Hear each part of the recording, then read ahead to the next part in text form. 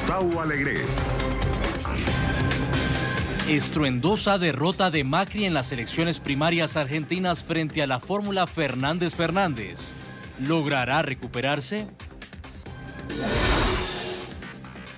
En Guatemala, Alejandro Yamatei gana la presidencia en unos comicios marcados por la abstención. Y esta fotografía de la pareja presidencial de Estados Unidos junto al bebé sobreviviente del tiroteo en El Paso causa polémica. ¿Por qué? Comienza Club de Prensa con Gustavo Alegret.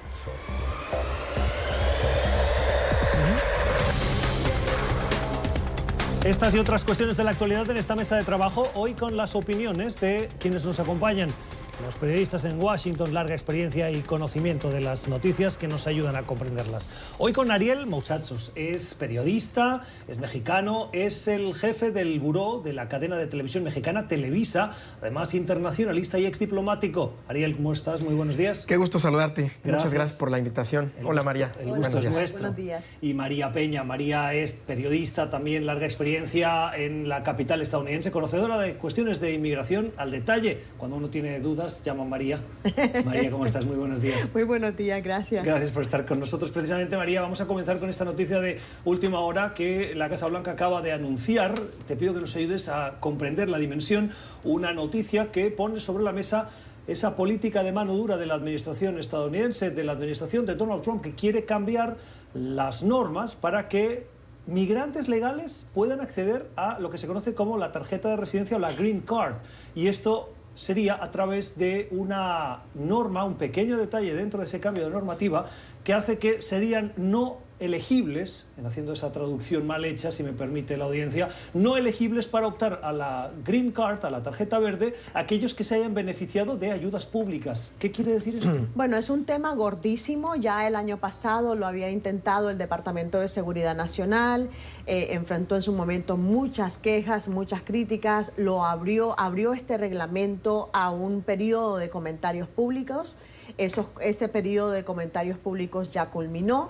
En teoría, las autoridades lo que hacen es tomar todos esos comentarios, hacer ajustes al reglamento y luego publicarlos oficialmente, que es lo que va a ocurrir con este reglamento el miércoles próximo. Es decir, se publica el miércoles, entrará en vigor a mediados de octubre y obviamente tendría potencialmente un enorme impacto en miles de personas que soliciten o bien la tarjeta de residencia permanente u otras visas temporales. Lo que están haciendo ahora, porque este concepto no es nuevo, está incluido en una ley que data de 1882 y fue actualizada en 1952.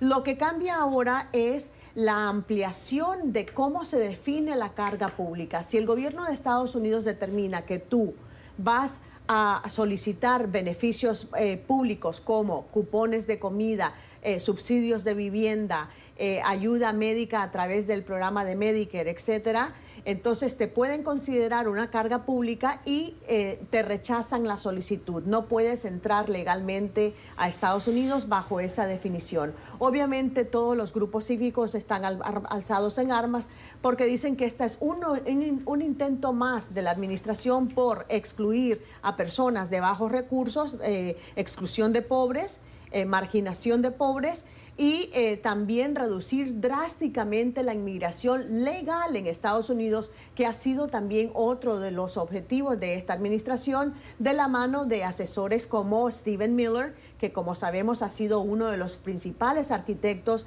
de la política migratoria de Estados Unidos. Yo no tengo muy claro que los grupos cívicos no vayan a entablar una lucha legal en las cortes para impedir que este reglamento entre en marcha, pero obviamente va a tener enormes repercusiones. Dice la administración estadounidense, cuando ha hecho pública la norma, que, entre otras cosas, quiere prevenir que ciudadanos que no sean estadounidenses, es decir, no ciudadanos, abusen del sistema de beneficios públicos de Estados Unidos, teniendo en cuenta que hay muchos ciudadanos estadounidenses que son ciudadanos estadounidenses que no tienen el acceso a esos recursos o que podrían necesitar más ayuda, y que hay otros que, no siendo estadounidenses, se benefician. Esto por un lado.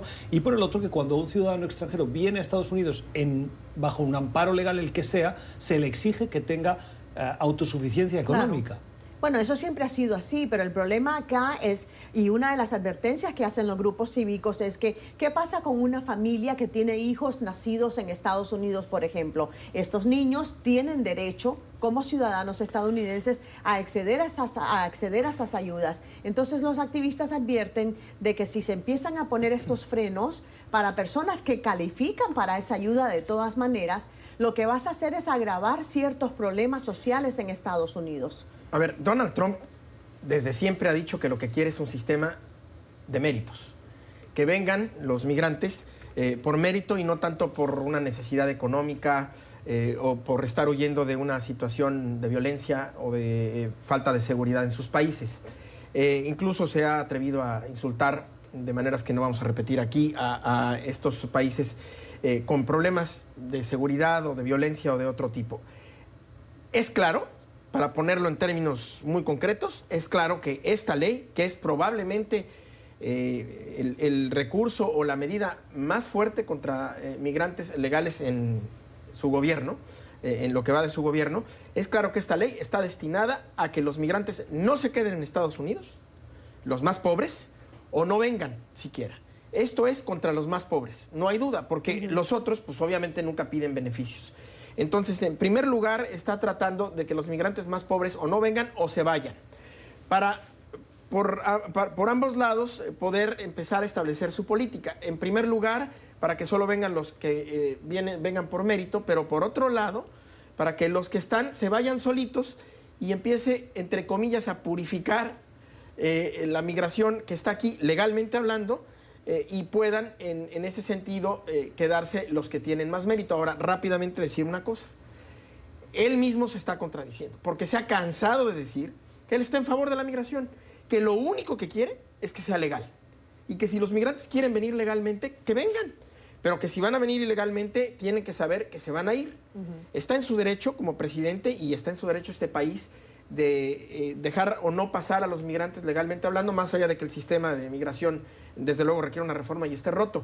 Pero ahora estamos viendo que no es solamente eso, sino que además no quiere a los migrantes más pobres. Pero es que eso es lo que estaba diciendo anteriormente, que hay un temor de que lo que están haciendo es marginando a la gente pobre que de por sí tiene derecho a esos recursos. Te pongo el ejemplo de una familia que tenga lo que le llaman estatus migratorio mixto. ¿Qué quiere decir?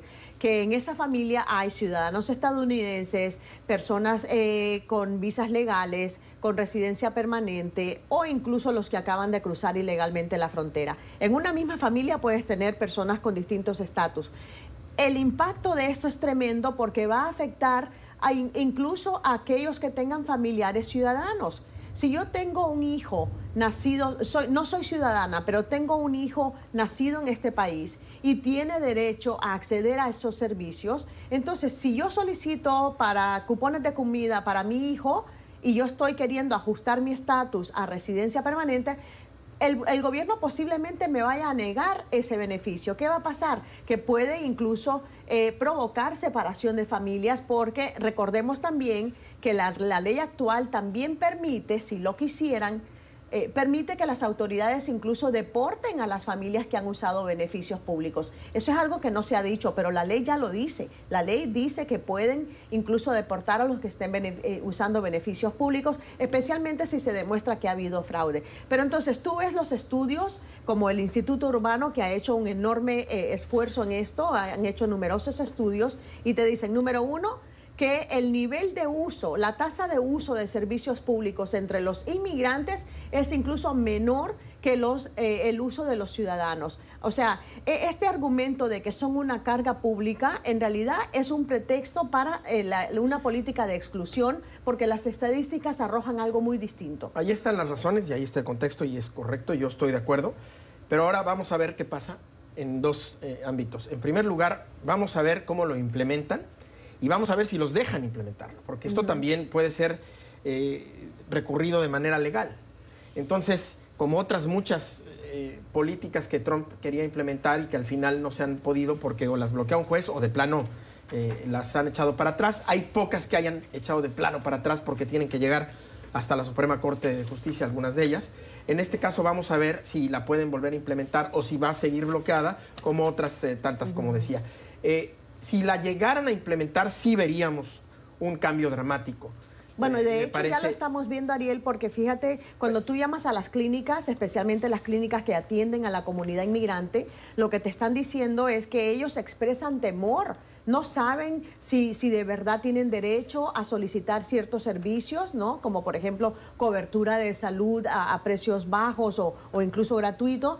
Gente que ya está legal en este país tiene temor a recurrir a servicios sociales para los que tiene derecho. O sea, esto ya antes de entrar en vigor ha tenido un efecto disuasorio en la comunidad inmigrante. Sí, ha tenido un efecto en ese sentido, pero no hemos todavía visto que les vayan a negar la green card o que los vayan de plano a quitarles una visa y no puedan quedarse más en el país, al menos de manera legal. Eso no lo hemos visto. Vamos a ver si eso ocurre. A mí me sigue pareciendo esto una medida de verdad extrema en términos de la historia o del contexto histórico de la administración de Donald Trump. Yo no creo que haya... la están anunciando con cierto bombo y platillo, pero me parece que hay otras medidas que han anunciado con más bombo y platillo y al final han terminado en nada. Pero con esta me parece que es importante. Pero eso contribuye a la retórica. Eso te iba a decir. La narrativa. Que mantiene viva la base de votantes. Pero ojo, porque hay políticas, políticas que sí se impugnaron en las Cortes y al final sí se implementaron. Recordemos la extensa lucha que tuvo la administración para poner en marcha la veda a inmigrantes de ciertos países de mayoría musulmana. Lo hizo y en la tercera, creo que en el tercer intento fue que ya finalmente pudo, después de varias modificaciones y modificaciones que fueron exigidas por los grupos cívicos además, al final sí implementó esa veda, está en pie, es parte de la ley que implementó la administración Trump. Yo creo que en este caso bien podría nuevamente llegar al Tribunal Supremo. Yo sospecho que el Tribunal Supremo le va a exigir modificar este reglamento. O sea, yo creo que... Como la pregunta del censo. Como la pregunta del censo. Que finalmente no implementó, pero ya consiguió el efecto que buscaba. Claro, o lo de los recursos para crear el miedo de que un instrumento que es un instrumento de servicio de políticas públicas se ha convertido en un instrumento de la administración de turno. Y por lo tanto ya ha sembrado la duda. Así es. Y estamos en una campaña electoral muy temprana, que inició bastante antes, y que del lado de los republicanos pues está obviamente concentrada absolutamente en Donald Trump, pero no del lado de los demócratas. 11:43 en Buenos Aires, en Montevideo y en Brasilia. El día en el que conocemos los sorprendentes, porque no se esperaban, a menos con esa contundencia, resultados de las primarias argentinas. Alberto Fernández, el líder del peronismo o del kirchnerismo, porque se han abrazado el uno con el otro en contra de Macri, ha obtenido una contundente victoria y así lo ha reconocido el mismo Macri, que ha dicho que no ha sido una buena noche electoral. Se trata de las PASO, las primarias abiertas, simultáneas y obligatorias que pusieron en marcha los Kirchner cuando estaban en el poder y que obligan a los ciudadanos a escoger entre los candidatos que van a ir a las elecciones.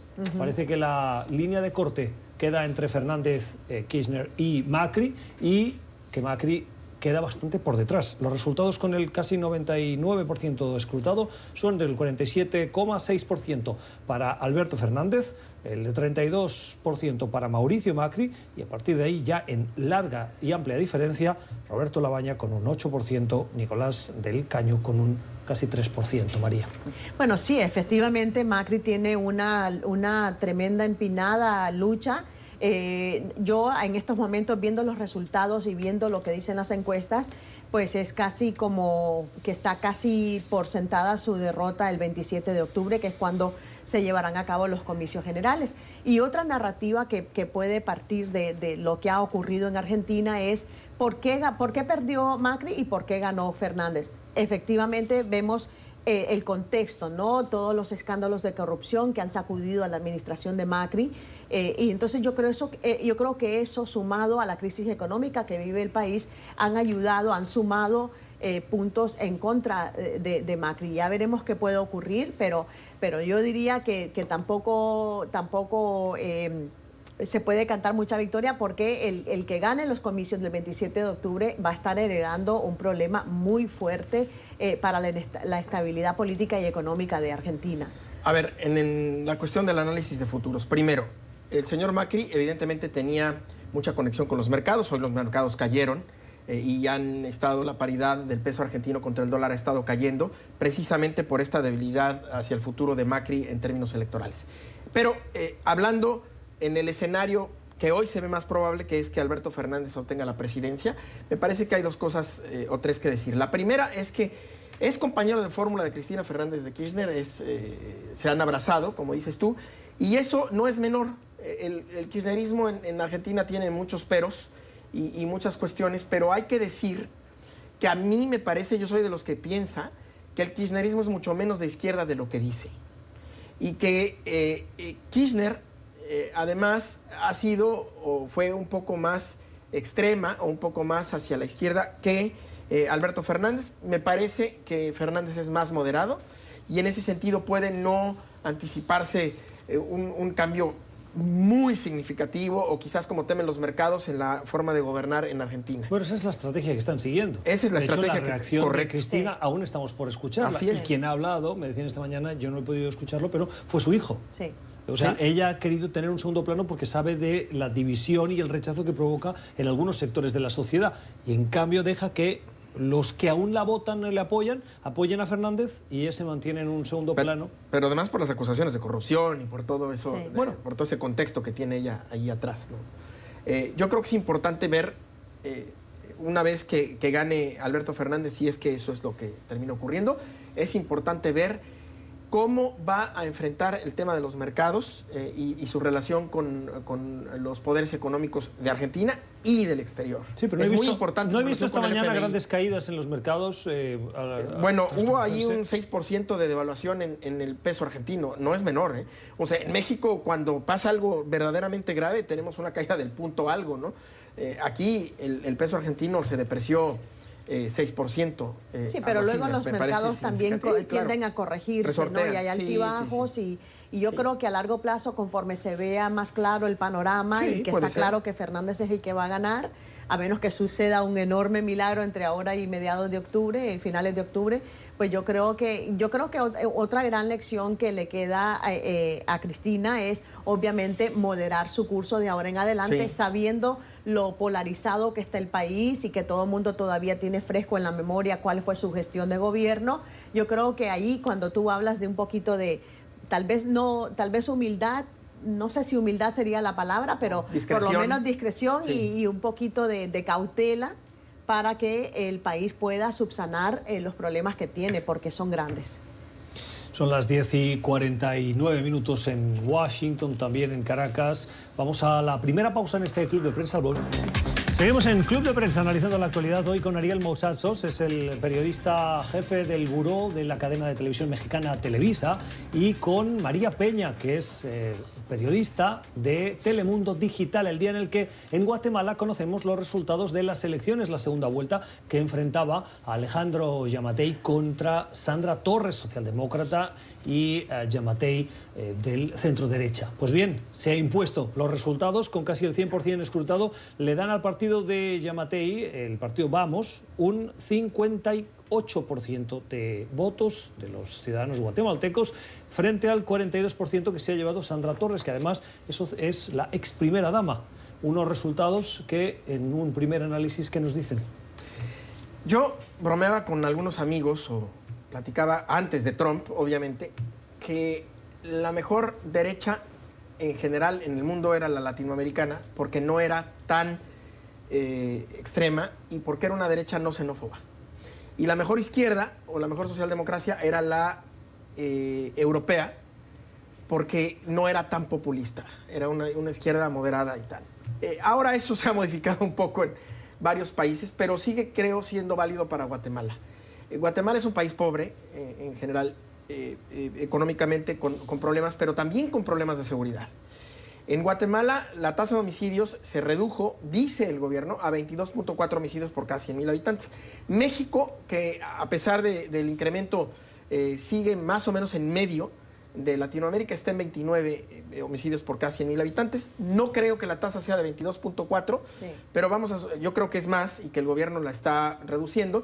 Pero vamos a suponer que es un poco mayor que en México. De todas maneras son homicidios para Centroamérica y en comparación con Honduras y con El Salvador, pues relativamente bajos. Ahora, sin embargo, sí representan un problema para la sociedad guatemalteca y a mí me parece que la sociedad guatemalteca votó por el cambio hacia la derecha por dos razones. La primera, pues para ver si la economía mejora, pero en segundo lugar, y quizás más importante que la primera, por la seguridad.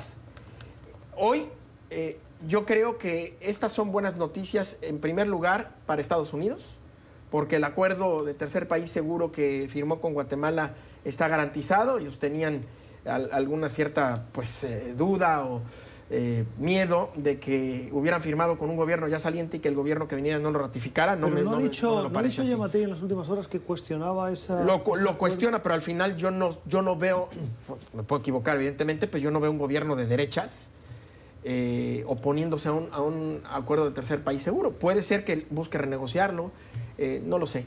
Yo no lo veo. Aparte de que recordemos cómo fue que Guatemala prácticamente, según los activistas, Guatemala negoció o digamos aceptó este acuerdo con la pistola en la cabeza, porque afrontaba amenazas de la administración Trump de imponer aranceles o impuestos a las remesas o cualquier otra medida punitiva. Ahora, recordemos que Giammattei ganó precisamente porque él prometió mano dura contra el narcotráfico y el crimen organizado, que han sido dos plagas con las que viene bregando Guatemala desde el fin de la guerra civil, una guerra civil que fue de hecho una de las más prolongadas en el continente americano y de las cuales todavía sigue viviendo estas secuelas de inseguridad ciudadana. ¿Por qué vemos que continúan saliendo los guatemaltecos hacia Estados Unidos o que ahora están siendo frenados en la frontera con México? Porque hay un enorme problema de inseguridad. Tú, por ejemplo, platicas acá con la comunidad guatemalteca del área de Washington, la comunidad que está asentada, por ejemplo, en un suburbio de Langley Park en el estado de Maryland, y te dicen es que no es ficción, es una realidad. No se puede vivir en Guatemala. O tienes el problema de la pobreza, el problema del desempleo, o tienes el problema de los narcos y la corrupción, y que no sabes si vas a llegar vivo a tu casa en la noche. O sea, eso es un enorme problema. ¿Eso explica el alto porcentaje de abstención? Estoy viendo los datos ahora, de los porcentajes 5 millones de votos, que no fueron. Sí, 42% de votos contabilizados. Es decir, el resto de votos, hay votos en blanco, votos nulos, pero los en blanco llegan al 1%, los nulos a menos del 5%, y el resto es abstención. Pero yo creo que la abstención se debe más bien a esa desesperanza que hay en el país de que en realidad ya se hartaron de la clase política y no le creen a nadie. Esas son las puertas del populismo. Claro, pero yo creo que esa es una de las explicaciones de por qué hubo un nivel tan alto de abstención. Tú pensarías que al contrario, quieres apoyar al candidato que va a representar tus intereses y tus necesidades.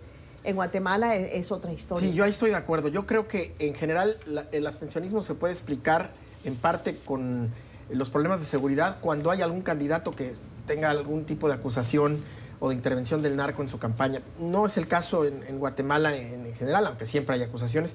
Yo creo que ahí, como dice María, sí se explica por la cuestión de que ya están hartos, desencantados de la clase política, como en muchos otros países latinoamericanos. Y yo quiero retomar esto que acabas de decir, que es importantísimo: el populismo. El desencanto es probablemente el principal factor para abrigar el populismo en un país. Lo fue en México y sigue el presidente López Obrador en niveles de aprobación de más del 60%, si mal no recuerdo, y lo ha sido en otros países, desde luego en Venezuela en su momento, pero en Guatemala ahí ocurre algo muy interesante, que si lo ligamos con el apoyo, si bien tímido o menor, pero por otro lado marcado, que va a tener de Estados Unidos a cambio de este acuerdo que llevó a cabo en términos de visas, de trabajo y todo, por ahí puede ser una rendija para que Guatemala empiece a transitar por otro camino que los otros dos países con los que normalmente se le liga, El Salvador y Honduras. Ese es un parche que no va a empezar a corregir los problemas graves que tiene Guatemala. O sea, que le regalen unas cuantas visas para el sector agrícola en Estados Unidos, en realidad a mí me parece que eso es risible frente a los problemas que tiene el país. Dije que era menor, pero también es cierto que con un gobierno de derechas, eso aunado al gobierno de centro derecha, que puede poner un poco más de énfasis en la economía, por supuesto, un gobierno de derechas que es, y eso en Guatemala ya está, no es algo nuevo, no es algo que vaya a ocurrir. Sin embargo, creo que puede ocurrir algo interesante, puede no, pero puede ocurrir algo interesante. Lo que uno hubiera anticipado sin ver los números de ambos candidatos, pues es que hubiera ganado un candidato no de derechas. Y que entonces Guatemala siguiera con la misma lógica política analizable de es pobre y tiene un gobierno de izquierdas, que es corrupto, que es... No ocurrió eso. ¿Hubiesen cambiado y hoy se abre una ventana interesante. ¿Hubiesen cambiado los resultados si Telma Aldana hubiese sido candidata? Telma Aldana es la exfiscal que se presentó y que se le abrió un proceso que impidió que pudiese hacer campaña y regresar a Guatemala, y desde el exterior quedó invalidada en la primera vuelta y ya no pasó, pero tenía una altísima popularidad, era vista como una figura contra la clase política, en la línea de lo que decía María ahora, y que además había luchado contra la corrupción. Es la fiscal del famoso caso de La Línea, que acabó con Otto Pérez Molina. Yo la verdad es que no me atrevería a aventurar cuál hubiese sido la suerte de ella ahí. Sí, yo lo único que diría es que sin venderse como absolutamente populista, quizá ella hubiera sido esa puerta populista a la que aludiste, por su contexto. Sí.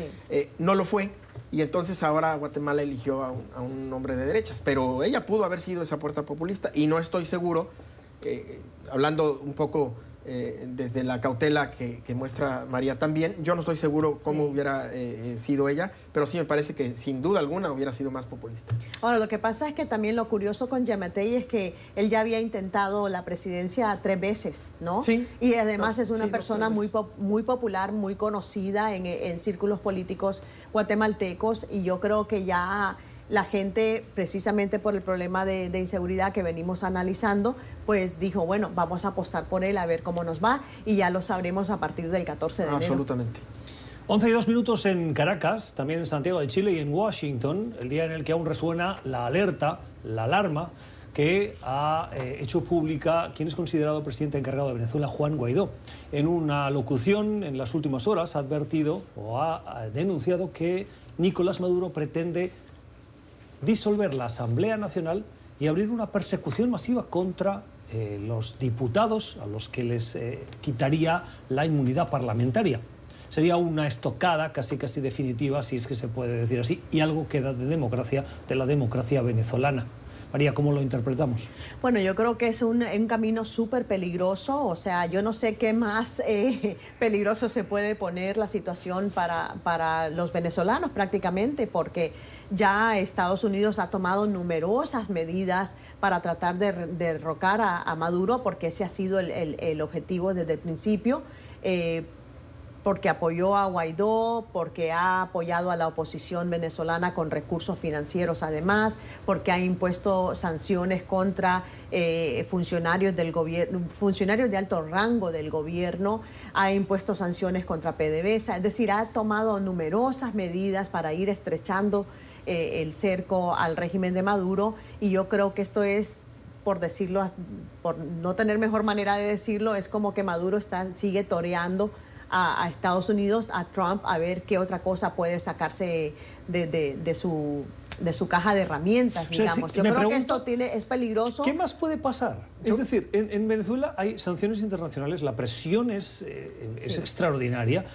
Maduro se aguanta por un hilo chino, un hilo ruso y un hilo cubano, pero si ahora da esta estocada, acalla la voz de la oposición y ¿qué más? No, yo creo que esta parte No, esto ya va muy lejos. No, yo creo que lo que decías de la Asamblea, si disuelve la Asamblea y elimina la inmunidad para los legisladores, eso me parece que es la línea que Estados Unidos ya no va a esperar a cruzar. ¿Pero qué va a hacer Estados Unidos más de lo que ya ha hecho? No, yo creo que sí podemos estar hablando ahí ya de alguna acción armada, si es que Guaidó la permite y sus digamos, sus simpatizantes no lo ven mal. A ver, voy a decir algo para poder poner en contexto eso rápido. Dos cosas. Primero, factores externos. Ello no ocurrió, desde mi punto de vista, por dos razones principales. Primero, porque en Latinoamérica, todos los países que apoyan a Guaidó y que lo reconocen como presidente y que apoyaban la salida de Maduro, dijeron, apoyamos la salida de Maduro, pero no con una intervención de Estados Unidos, no con una intervención. Por eso Estados Unidos se echó para atrás. Por eso Estados Unidos en parte se echó para atrás. La otra parte es que Rusia estaba apoyando significativamente al régimen de Maduro, hasta incluso de manera pública, y eso evidentemente también es un obstáculo para Estados Unidos. Hoy Rusia, aunque sigue teniendo ahí efectivos militares y todo, yo creo que el apoyo de Rusia al gobierno de Guaidó se ha deslavado. Ese es un factor. Y el otro es que si se disuelve la asamblea, yo no sé si la gente que no apoyaba una intervención armada en Venezuela vaya a seguir sin apoyarla, viendo que ya la circunstancia está en plena carencia de democracia. Pero también tendríamos que saber qué se está cociendo entre bambalinas, porque esto puede ser una medida de presión de Nicolás Maduro. O sea, de cara a las galerías puede estar diciendo esto y entonces a puerta cerrada puede estar negociando otra cosa, no lo sabemos. O sea, yo creo que él no es ningún tonto, yo creo que su gobierno sabe que esta sería una medida súper extrema, súper provocadora, con enormes repercusiones a nivel nacional e internacional, y yo no sé hasta qué punto lo está haciendo más bien como parte de su ajedrez político, ¿no? Para ver, tira por ahí alguna idea, a ver cómo reaccionan y de ahí medir cuáles son los siguientes pasos a seguir. Yo sigo pensando que algo se está cocinando entre bambalinas, que esto no es... Algo entre bambalinas desde la comunidad internacional y la oposición al una salida negociada. Una salida quizás negociada que hasta ahora no había tenido ninguna posibilidad, pero que ahora la situación es muy distinta. Es muy distinta a enero pasado, cuando Guaidó se instaló como presidente interino, ¿no? Entonces veremos qué pueda ocurrir. Yo sigo pensando que él no va a disolver la asamblea, porque sabría muy bien a qué consecuencias atenerse. Yo creo que sería subestimar al gobierno de Trump si cree que no pueden volver a poner sobre la mesa la opción militar, como el secretario de Estado había dicho. John Bolton, el principal asesor de Trump para seguridad nacional, ya lo había dicho también. O sea, que vuelvan con este jugueteo de que otra vez está sobre la mesa la opción militar. O sea, yo creo que eso es un camino y una jugada muy peligrosa de Maduro. Yo creo más o menos lo mismo que María, pero con una lógica distinta. Yo creo que Maduro está sentado a la mesa de la negociación y que puede estarse cocinando algo tras bambalinas, pero no porque él quiera utilizar esto de la disolución de la asamblea como una medida de presión o de negociación política. Yo creo que Maduro es un tipo, efectivamente, con algún talento político y que conoce muy bien, tiene el pulso del pueblo y de su apoyo, y que está sentado empujando sus posibilidades. Y que en donde siente que ya no puede empujar más, pues ahí se queda. Y entonces la usa como medida de presión. Pero si Maduro ve que puede empujar lo de la disolución de la asamblea y que el pueblo lo apoyaría, Maduro la va a empujar. No la va a dejar como medida nada más de negociación. ¿Qué pueblo apoya a Maduro hoy? Bueno, hay una parte todavía significativa, me parece, del pueblo de Venezuela que está apoyando a Maduro. Si no, no estaría ahí. Me parece muy difícil que para mí es un dictador, que un dictador como Nicolás Maduro esté ahí solamente con el apoyo de los militares. Cada vez se deslava más y cada vez es más el pueblo que lo quiere fuera. Y yo creo que puede ser incluso la mayoría. Yo no digo que tenga la mayoría del pueblo, pero sí tiene todavía una cantidad significativa de pueblo que se cree este cuento, pues, de que todo es culpa de Estados Unidos y que están organizando una intervención militar en Estados Unidos. Es un perfecto paralelo a lo que ha ocurrido con Cuba, porque recordemos que venimos además de una situación en la que la administración Trump avisó de un total bloqueo a Venezuela, un embargo a Venezuela, como lo hizo en Cuba, y que por cierto no ha surtido efecto en Cuba para esa transición democrática que siempre ha exigido el gobierno de Estados Unidos. Y yo ahí encuentro muchos paralelos. O sea, en Cuba incluso pues hay gente que todavía, te guste o no, siguen apoyando al régimen castrista, ¿no? Pero ahí hay una diferencia, María, rápida. Me parece que en Cuba, yo estoy de acuerdo en todo lo que dices. Nada más que en Venezuela, me parece que por lo que siguen apoyando al régimen castrista, a ver, el pueblo sí es por lo que dices, pero en Venezuela hay una parte muy importante que en Cuba hubo, pero a un rango mucho menor, de intereses económicos, de corrupción y de riquezas hechas desde el gobierno, en las que están involucrados, a saber, o por lo que podemos ver, muchos militares. Y entonces eso evidentemente mantiene la cuestión alrededor del presidente, porque pues, no quieren ver sus intereses económicos afectados o ellos cayendo en la cárcel o qué sé yo, ¿no? Entonces evidentemente eso es algún factor que en Cuba quizás no existe, o por lo menos existe en mucho menor grado. No, bueno, pues ahora sería esperar a ver qué ocurre, cuál es la respuesta de Trump, cuál es la respuesta de la comunidad internacional. Sí. Vamos a una nueva pausa en Club de Prensa. Seguimos en Club de Prensa, 11 y 13 minutos en Washington. Esa fotografía ha causado un gran revuelo, polémica en Estados Unidos. La fotografía se ve a Donald Trump y Melania que posan en el centro médico junto a un bebé cuyos padres murieron en el tiroteo de El Paso la semana pasada, en el que murieron 22 personas. Esto ha desatado una multitud de mensajes de indignación en redes sociales debido a que el niño de la imagen ha perdido a sus padres, que murieron en ese tiroteo. Los que aparecen son sus tíos. Y antes de comenzar, le recomendaron al presidente que mantuviese un semblante sombrío, serio, dada la gravedad de la situación del futuro que le espera a este infante. Pero el presidente y la primera dama sonrieron, y no solo eso, sino que Donald Trump levantó su mano y mostró su pulgar hacia arriba, en señal de OK.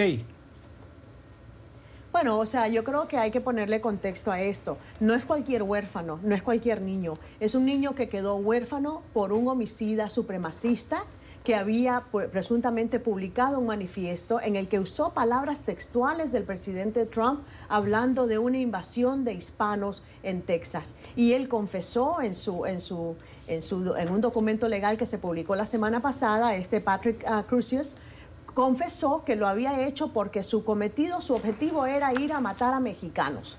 Ahí no hubo argumentos de salud mental, ahí no hubo argumentos de ningún otro tipo como los que ha usado la administración Trump para poner un poquito de control al acceso a las armas. Él dijo tajantemente que iba con la intención de matar a mexicanos.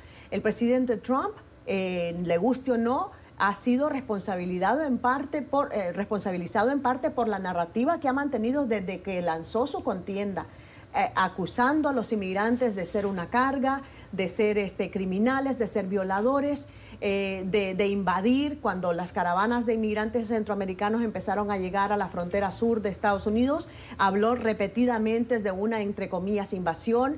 Su campaña de reelección pagó miles de dólares en anuncios públicos en Facebook, repitiendo la palabra invasión. Entonces, al final de cuentas, las palabras sí cuentan. Perdona, y sí importan. Para dar contexto, este comentario sobre la repetición, o sea, sobre lo que comentabas ahora, se produjo en el mismo momento del tiroteo. Exactamente, porque este presunto autor de la masacre publicó un documento en el que decía: yo estoy harto de la invasión de hispanos en Texas. Y condujo 9 o 10 horas desde Allen, Texas, un suburbio de Dallas, hasta El Paso, que está en la otra punta, con esa expresa idea de matar a mexicanos. Lo dijo en su confesión. Entonces, cuando aparece esta foto en la que está un niño huérfano, como decía anteriormente, por manos de un homicida supremacista, y está Trump ahí como que el niño es un trofeo, yo me he leído todos los comentarios a favor y en contra. Los que lo defienden a Trump siguen diciendo que esto era un gesto humanitario porque él llegó a visitar a víctimas al hospital. Y la mayoría de los comentarios van en contra porque dicen esto no muestra absolutamente ninguna sensibilidad ni empatía con los sobrevivientes de esta masacre. Esa es la fotografía que se ha difundido a través de la cuenta oficial de Melania Trump, junto a otras dos, en esa visita que hicieron al Paso. La fotografía tiene 12.000 comentarios y ha sido difundida o redifundida más de 7.000 veces y recibe me gustas casi 40.000. A ver, los hechos terroristas del Paso, porque eso fueron, estuvieron, como dice María, enfocados en la comunidad hispana y sobre todo en los mexicanos. Fueron el acto terrorista más importante o de mayor daño para la comunidad hispana y mexicana en la historia de Estados Unidos. Además, el presidente Donald Trump, que se apellide como se apellide, o sea, el presidente de Estados Unidos en estos momentos ha sido señalado como un hombre que en ocasiones hace comentarios racistas, pero sobre todo que da pistas o hace guiños con sus acciones y con sus comentarios a los supremacistas blancos, a los nacionalistas blancos, unos porque buscan identidad y otros porque buscan que esta patria sea así, pero al final son lo mismo. Y el presidente de Estados Unidos, otra vez, se apellide como se apellide, se fue a parar junto a un bebé huérfano, muerto en un atentado terrorista, levantando el dedo como diciendo, ahí la llevan. Esto está muy bien. Me parece un acto insensible, vergonzoso, cruel y absolutamente condenable que muchos tomamos en tono de burla. Es el colmo. No puede ser que un presidente de Estados Unidos, y mucho menos un presidente como Donald Trump, que ha sido señalado de esto, vaya y confirme y utilice esta circunstancia como otro guiño para los supremacistas blancos. De verdad, ahora, lo que sí hay que recordar es que los padres del niño que murieron escudándolo para protegerlo durante el tiroteo, Jordan y Andrea Anchondo, eran partidarios de Trump. Eso, exactamente. Eso pero lo que creo es que aún siendo partidarios de Trump, yo dudo muchísimo que ellos hubiesen aprobado de una foto semejante. Claro. Ahora, Tito Anchondo, que es el tío del bebé, dijo que está siendo acosado en las redes sociales porque su familia se prestó a esta foto, ¿no? Este photo op que le llaman, que mostraron falta de sensibilidad, que a lo mejor tendría que haber quedado como un acto privado. ¿Y por qué? O sea, cuestionar la motivación de la Casa Blanca para difundir esa fotografía, que como dice Ariel, es un acto muy insensible, tomando en cuenta la hostilidad que hay contra los inmigrantes, tomando en cuenta que han surgido los grupos supremacistas y hay más de 1000 grupos motivados por el odio racial en Estados Unidos. No todos son violentos, pero muchos sí. Y este señor, este autor de la masacre, simpatizaba con los supremacistas blancos. O sea, yo creo que aquí les faltó muchísima sensibilidad para divulgar esa foto. Quiero hacer una reflexión sobre el tema de Texas. El Paso está en Texas. Texas es un estado que ha sido republicano en los últimos ciclos electorales. No lo fue siempre, fue demócrata, pero hoy hay dos elementos que están haciendo que ese estado pueda acabar convirtiéndose en un estado que se conoce como bisagra, o un estado que cambia y que contribuye a dar o quitar presidencias. Los republicanos lo han dado por descontado durante los últimos ciclos electorales, pero la última elección de Ted Cruz contra Beto O'Rourke ya daba pistas del posible cambio, del incremento de la población hispana. A este incremento de la población hispana, que mayoritariamente no es republicana, sí conservadora, pero no particularmente amistosa con el presidente Trump, digo mayoritariamente porque hay hispanos que sí son votantes y simpatizantes de Trump. Se le suma otro elemento, María, y es la retirada de congresistas del estado de Texas. El último es un republicano, el último afroamericano que quedaba republicano en el Capitolio, pues ya no hay republicanos afroamericanos en el Capitolio después del anuncio de retirada de este congresista que no va a volver a presentarse. Esto puede acabar cambiando el sentido del voto de ese estado, que acabaría con las pretensiones republicanas. Porque pues yo creo que quizás no a corto plazo, porque sigue siendo un bastión republicano muy importante, pero yo creo que cuando vemos a grupos como Mi Familia Vota, todos estos grupos proinmigrantes que están movilizando el voto hispano en las urnas el próximo año, yo creo que poco a poco sí vamos a ver un cambio como está sucediendo en Arizona, justo al lado. También Arizona está sufriendo estos cambios demográficos, y yo creo que llegará un momento en que la gente ya diga un ya basta definitorio, porque la gente está cansada de esta hostilidad y de estos ataques constantes contra los inmigrantes. Yo creo que a largo plazo sí podemos verlo. A ver, en Estados Unidos el terrorismo nacionalista blanco está de la siguiente forma. Hay 1020 grupos de odio. Desde que Donald Trump llegó al poder, los grupos de odio, especialmente los nacionalistas blancos y los antiinmigrantes, se incrementaron en número de influencia. Nada más en 2018, el año pasado, y eso porque el 2019 no lo contamos porque todavía no termina, se elevaron 50% los grupos de odio respecto al año anterior, que fue en realidad el primer año de la presidencia de Trump. Porque 2016 pues, fue cuando ganó y todo, pero él tomó posesión después. Hubo 234 incidentes de odio en 2018 relacionados con estos grupos y murieron en ese mismo año, en el año anterior, 40 personas. Así está rápidamente esta radiografía de los grupos de odio en Estados Unidos. Y Donald Trump fue a levantar el pulgar. en medio de estas circunstancias? Bueno, lo más grave es que él dice que él está en contra de todos los grupos supremacistas. Sí, pero esto equipara moralmente. Pero una cosa es lo que sea. exacto, pero lo que yo cuestiono es, a ver, ¿de cuántas supremacías se está hablando? Porque de los 41 años que yo tengo en este país, que yo sepa, el único que es el grupo de supremacía blanca. Eso te muestra un poco lo superficial y lo poco conocedor que es el presidente. Y ahora, fíjate tú, en lo que va del año, solo de este año, en lo que va del año ha habido 255 tiroteos, masacres. Y la masacre se define cuando hay un acto de al menos 4 muertos. Así es. 255 masacres en Estados Unidos, en un país donde hay más armas que habitantes. Entonces esto te trae a colación, obviamente, el eterno debate que tiene este país sobre cómo restringir el acceso a las armas. Ahora, lo dijo el fin de semana pasado el presidente Trump, que las armas no matan, que los que empujan el gatillo son los problemas de salud mental. Cuando todos los estudios, o buena parte de los estudios, te dicen que no es el problema de salud mental, porque hay países que tienen también problemas de salud mental.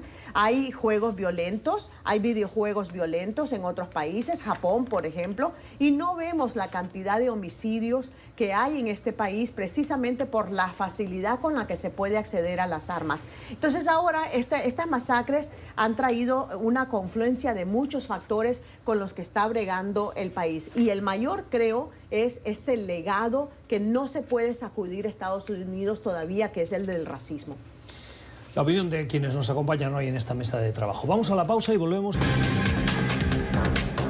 Hay polémica en Estados Unidos y nos queda un minuto de programa para comentarles que Jeffrey Epstein, el multimillonario acusado de pedofilia, ha abierto la caja de Pandora de la especulación, de las teorías conspirativas. Se suicidó, no estaba bajo vigilancia como tenía que haber estado, y además una serie de cambios en su entorno contribuyen a esta teoría conspirativa que el presidente Trump contribuyó este fin de semana redifundiendo un comentario de Twitter de un comediante que atribuía, sin ninguna prueba, a que el entorno de los Clinton podía estar interesado en ese suicidio. Yo nada más voy a decir que esta gran teoría de la conspiración y que este gran escándalo que se ha generado en este fin de semana en Estados Unidos es porque, además de las razones que ya expusiste, conviene la muerte de Epstein a muchas personas. Conviene a las personas que ya involucraron en el juicio, a Bill Richardson y a otros grandes políticos que dicen que se beneficiaron de estos menores de edad y de tener sexo con ellos. Eso dicen, no se ha comprobado. Y conviene al presidente Trump.